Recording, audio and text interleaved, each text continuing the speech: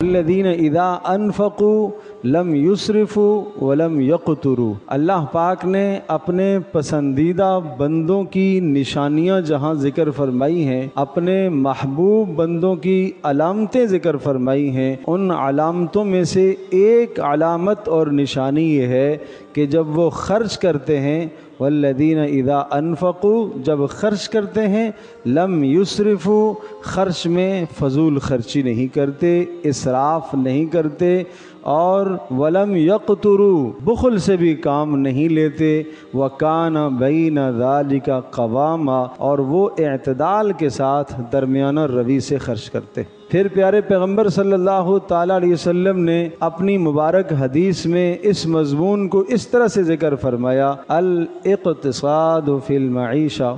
آپ نے ارشاد فرمایا اقتصاد اختیار کرنا، درمیانہ روی اختیار کرنا خرچ کرنے کے اندر، الاقتصاد فی النفقہ، خرچ کرنے میں درمیانہ روی اختیار کرنا، نصف المعیشہ، اس میں انسان کی معاش کا آدھا مسئلہ حل ہو جاتا ہے کہ اگر آدمی خرچ میں اعتدال اختیار کرے۔ یوں سمجھو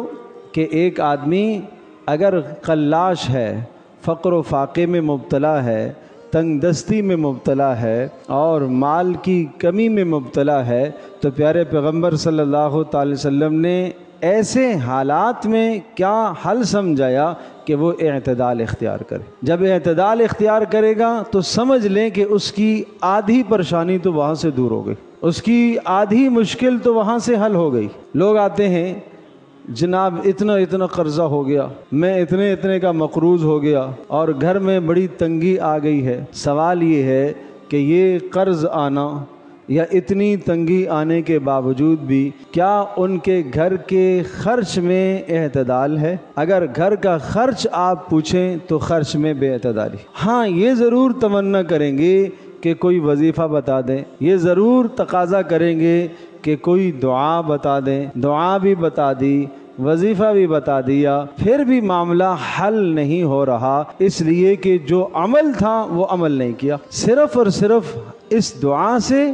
صرف اور صرف اس وظیفے سے بات نہیں بنتی جب تک انسان اس عمل میں نہ آئے، انسان اس کا سبب ہی نہ اختیار کرے، اور آدمی یہ کہے کہ میں دعا تو کر رہا ہوں۔ جس طرح سے معاش کا سبب آدمی اختیار کرتا ہے، ملازمت اور مزدوری کے لیے، تجارت کے لیے محنت کرنا وہ اپنا سبب سمجھتا ہے کہ میں یہ سبب اختیار کروں گا، اسی طرح سے اپنے اخراجات میں برکت کس طرح سے پیدا ہو جائے، اس کے لیے بھی مستقل ایک عمل ہے، مستقل کام ہے، مستقل ہدف ہے۔ یہ پیارے پیغمبر صلی اللہ تعالی علیہ وسلم اس طرح سے اعتدال کی زندگی بتا رہے۔